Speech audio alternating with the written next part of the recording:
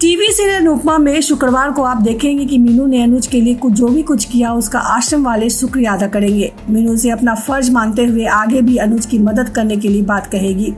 सहनिवास में आप वापस पहुंचने पर वनराज और लीला फिर एक बार मीनू को घेरना और अनुपमा को बुरा भला कहना शुरू कर देंगे, जिसके बाद वो बताएगी जब वो इस घर में रह रही थी तब बच्ची थी, लेकिन इतनी भी छोटी नहीं थी कि चीजें समझ ना आते।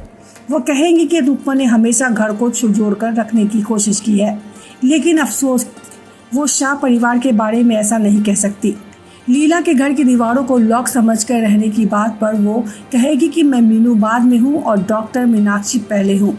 अनुज मेरे पेशेंट्स हैं, मैं उनका ख्याल रखना नहीं छोड़ सकती। मीनू को यूं बगावत पर उतरता देख वनराज, पाखी और तोशु कुछ नहीं कहेंगे। इधर आशा भवन में देविका बैठकर अनुज को समझाएगी। सिर्फ वही दर से नहीं गुजरा। देविका जब बताएगी कि आद्या के जाने की वजह अनुपमा नहीं है और बीते 6 महीनों में उसने क्या क्या खेल झेला है, तो अनुज सोच में पड़ जाएगा। देविका के जाने के बाद अनुज सोचेगा कि वाकई उसके अनुपमा के साथ कितना गलत किया है। उसे आद्या का अक्स भी दिखाई पड़ेगा, जो उसे कहेगा कि मम्मी को भरोसा है कि मैं जिंदा हूँ, लेकिन आपको नहीं है। मैंने आपसे यह उम्मीद नहीं की थी। अनुज फिर से अनुपमा की तरफ बढ़ने की कोशिश करेगा, लेकिन उसे बार बार वो ख्याल आएगा जो जाते वक्त उसकी बेटी ने उसे कहा था। अनुपमा भी यह सोचकर खुश है कि उसे पति को उसकी परवाह होने लगी है और वो देर सवेर वो लौट आएगा।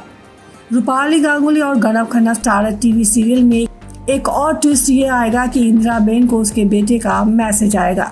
वह खुशी से झूम उठेगी और सभी को मिठाई खिलाएगी, तो अनुपमा उनसे पूछेगी कि क्या बात है।